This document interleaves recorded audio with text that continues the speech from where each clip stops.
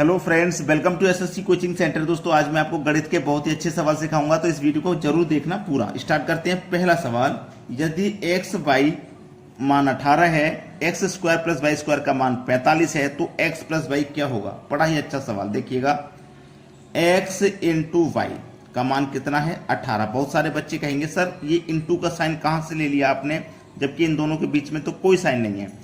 जब दो संख्याएं हों, तीन संख्या हों, जिनके बीच में कोई साइन नहीं होता है, तो इसका मतलब उनके बीच में मल्टीप्लाई होता है। ठीक है, चलिए।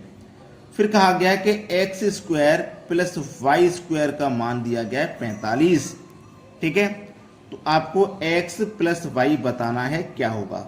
ध्यान देना, हमें कोई दो संख्या ऐसी लेनी है जिनका हम मल्टीप्लाई करेंगे तो 18 हो जाएगा। उन्हीं दोनों संख्याओं का अगर स्क्वायर करके जोड़ेंगे तो 45 हो जाएगा। चलिए, अगर मैं x का मान 6 लेता हूं, y का मान 3 लेता हूं, तो 6 तिया 18 हो जाएगा। ठीक है, x का मान मैंने 6 लिया, यानी कि 6 का स्क्वायर करो। y का मान मैंने 3 लिया, मतलब 3 का स्क्वायर करो और दोनों को प्लस कर दो। तो 6 का स्क्वायर 36, 3 का स्क्वायर 9, दोनों को प्लस करूंगा तो 45 हो जाएगा। ठीक है, चलिए, 6 का स्क्वायर प्लस 3 का स्क्वायर दोनों को प्लस करोगे तो ये 45 हो जाएगा। अब हमें पता है x का मान हमारा क्या है? 6 है, y का मान हमारा क्या है? 3 है, और दोनों को अगर हम जोड़ेंगे तो हमारा आंसर कितना आ जाएगा? 9 आ जाएगा। ये सवाल का सही जवाब है डी ऑप्शन। अब देखेंगे अगला सवाल। अगला सवाल है, एक वस्तु के क्रय मूल्य तथा विक्रय मूल्य का अनुपात 13:9 है तथा वस्तु पर 320 रुपए की हानि होती है, तो क्रय मूल्य तथा विक्रय मूल्यों का जोड़ रुपए में कितना होगा? देखो, एक तरफ तो लिखो कॉस्ट प्राइस, एक तरफ लिखो सेलिंग प्राइस। अनुपात है इनका 13:9। 13 रुपए की चीज को आप 9 रुपए में बेचेंगे तो 4 का लॉस ले लेंगे। यहां 4 का नुकसान है, यहां पर 320 का नुकसान है। 320 की हानि का मतलब 320 का नुकसान, तो यहाँ पे 320 का है। 4 अनुपात की वैल्यू 320, तो 1 अनुपात की वैल्यू कितनी हो जाएगी? 80। 1 अनुपात की वैल्यू 80 है, तो उसने बोला है विक्रय मूल्य का जोड़, क्रय और विक्रय का जोड़। क्रय और विक्रय का जोड़ कर दीजिए। 9 और 13 मिला के कितना हो जाएगा? 22। जोड़ करना है ना, जोड़ कर लिया। 1 अनुपात की वैल्यू 80 है, तो 22 अनुपात की वैल्यू कितनी हो जाएगी? 22 का 80 से मल्टीप्लाई कर दो, 0 ले लो लास्ट में। 8 दूनी 16, हासिल लगा 1। 8 दूनी 16, हासिल का 1 17, तो 1760 हो जाएगा। 1760 दिया गया डी ऑप्शन में। यही सवाल का बिल्कुल सही आंसर है। अब देखेंगे अगला सवाल। अगला सवाल, यदि किसी टैंक का 1/3 भाग भरे होने पर उसमें 240 लीटर पानी और आता है, तो आधा भरे होने पर उसमें कितना पानी होगा? देखो, ये कोई एक टंकी है, इसमें से 1/3 भरी हुई है। जो भरी हुई है हम उसे माइनस कर देंगे।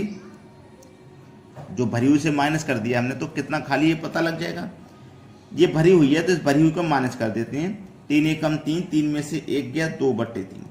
इसका मतलब 2/3 खाली है। ये एक टंकी है, इसमें से 1/3 भरी हुई है। भरी हुई को माइनस कर दिया, तो जो खाली है वो है 2/3। खाली है 2/3। जब खाली होती है ना, इतनी भरी होती है, तो 240 लीटर पानी और आ जाएगा। जब इतनी भरी होगी तो इतनी खाली होगी, और जब इतनी खाली होगी तो इस खाली जगह में ना 240 लीटर पानी और आ जाएगा। तो ये 240 के बराबर है। ठीक है, यहां तक बात समझ में आ गई। 2 से 24 कट जाएगा, 12 बार में, और 1 है 0। 12 तिया 36, और 1 है 0, 360। ये 360 लीटर पानी आएगा पूरे टैंक में। भाई 2/3 में तो आएगा 2/3 में तो आएगा 240, लेकिन पूरे टैंक में आएगा 360। लेकिन उसने बोला है आधा भरे होने पर कितना पानी आएगा? आधा भरे होने पर, तो 360 का आप आधा कर दीजिए, 180 आएगा। आधा भरे होने पर 180 आएगा। सी ऑप्शन हो जाएगा सवाल का बिल्कुल सही आंसर। चलिए, अब देखते हैं अगला सवाल। अगला सवाल है, यदि 7 मकड़ी 7 दिन में 7 जाल बुने, तो 1 मकड़ी 1 जाल कितने दिन में बुनेगी? 7 मकड़ी 7 दिन में 7 जाल बुने, तो 1 मकड़ी कितने दिन में एक जाल बुनेगी। यही तो कहा गया है, ये फॉर्मूला है आपका M1D1 बटे में W1 बराबर M2 D2 बटे में W2। M का मतलब कितनी संख्या है 7, D का मतलब दिन, कितने दिन है 7, W का मतलब वर्क, कितनी जाल बना रही है 7 जाल बना रही है तो वर्क 7 है। बाद में कितना 1, कितने दिन में बनाएगी D2 की वैल्यू पूछा है, कितना जाल वर्क 1 दिया गया। 1 से 1 कटा, 7 से 7 कटा, इधर बचा 7, इधर बचा D2, तो D2 की वैल्यू कितनी आ गई 7 दिन में। ठीक है, एक मकड़ी एक जाल कितने दिन में बनाएगी 7 दिन में बनाएगी। सी ऑप्शन हो जाएगा सवाल का बिल्कुल सही जवाब। अब देखेंगे अगला प्रश्न। अगला सवाल है 60 आदमी 14 दिन में 280 किलो चावल खाते हैं तो 30 आदमी कितने दिन में 120 किलो चावल खा लेंगे। वही फॉर्मूला है ये। ठीक है, आदमी कितने हैं 60, दिन कितने हैं 14 और वर्ग कितना है 280 किलो चावल खाने का। बाद में कितने आदमी हैं 30। ठीक है, कितने दिन में, यानी कि D2 की वैल्यू पूछा है और वर्ग दिया गया है 120 किलो चावल खाने का।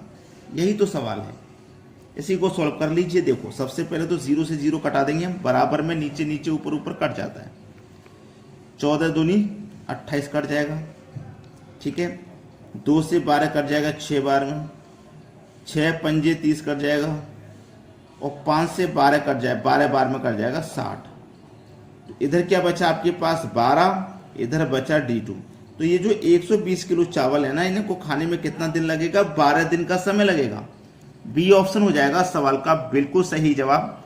अब देखेंगे अगला प्रश्न। अगला सवाल है एक छात्र को परीक्षा में पास होने के लिए 40% अंक चाहिए थे, उसने 178 अंक प्राप्त किए और 22 अंकों से फेल हो गया, तो कुल पूर्णांक कितने थे। देखो ऐसा सवाल आए ना तो आपको क्या काम करना, दोनों तरफ पास बना लेना है। ठीक है, पास होने के लिए कितने अंक चाहिए थे 40%, उसने प्राप्त कितने किए 178 अंक प्राप्त किए और 22 अंक से फेल हो गया। अगर ये 22 अंक हम इसको और दे दें तो ये फेल नहीं होगा, 22 अंक से तो फेल हुआ है, हम इसे 22 अंक दे रहे हैं तो ये पास हो जाएगा। अगर 22 अंक इसको और दे देंगे तो 178 में 22 जोड़ दो, कितने अंक हो जाएंगे 200, यानी कि 200 अंक पे ये पास हो जाएगा। ठीक है, चलिएगा। पास होने के लिए प्रतिशत में चाहिए 40% और रियल में चाहिए 200 अंक पास होने के लिए। 40 की वैल्यू 200 है तो 1% की कितनी हो जाएगी 200/40। ठीक है, और 100% का मान चाहिए, कुल पूर्णांक कितने थे, यानी कि 100% का, तो 100 से मल्टीप्लाई कर देंगे। 0 से 0 गया, 4 पंजे 20 और 5 का गुना 100 से कर दो 500। कुल पूर्णांक 500 थे, यानी कि बी ऑप्शन हो जाएगा सवाल का सही जवाब। अब देखेंगे अगला प्रश्न। अगला सवाल, एक परीक्षा में कमल ने 70% अंक प्राप्त किए, उसे 4 विषयों में से 3 विषय में 81, 66, 61 अंक मिले, चौथे विषय में उसे कितने प्रतिशत अंक मिले। देखो 4 विषय की उसने बात बोली, 4 विषय की, एक विषय 100 नंबर का तो 4 विषय 400 नंबर के हो गए, इतना तो कन्फर्म है आपको। 3 विषय में कितना 81 + 66 + 61, अगर मैं इन सबको जोड़ूंगा तो ये कितना हो जाएगा भैया, इनको सबको जोड़ूंगा तो ये कितना हो जाएगा 1 और 6 7 और 1 8, 6 और 6 12, 12 और 8 20, 208 हो जाएगा। टोटल होते हैं 400 अंक, जिसमें से मिले हैं 208। ठीक है, 208, 400 में से 208 को मैं माइनस कर देता हूँ। 10 में से 8 गया 2, 9 में से 0 गया 9 और 3 में से 2 गया 1, 192। कितना हो जाएगा दोस्तों 192 अंक मिले। लेकिन उसने ये नहीं पूछा, उसने बोला चौथे विषय में से कितने प्रतिशत अंक मिले, ये पूछा उसने, कितने प्रतिशत अंक मिले चौथे विषय में, ये पूछा जा रहा है।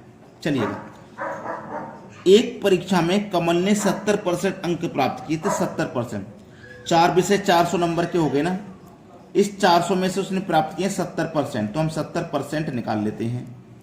2 0 से गए 2 0, 4 7 28 और 1 0, यानी कि 280 प्राप्त किए उसने। 280 में ये 4 विषय के हैं 280, जिसमें से 3 विषय के हैं 208, 3 विषय के माइनस कर दो, 4 विषय में से 1 विषय का बच जाएगा, तो 280 में से 208 गए 72 बचेगा।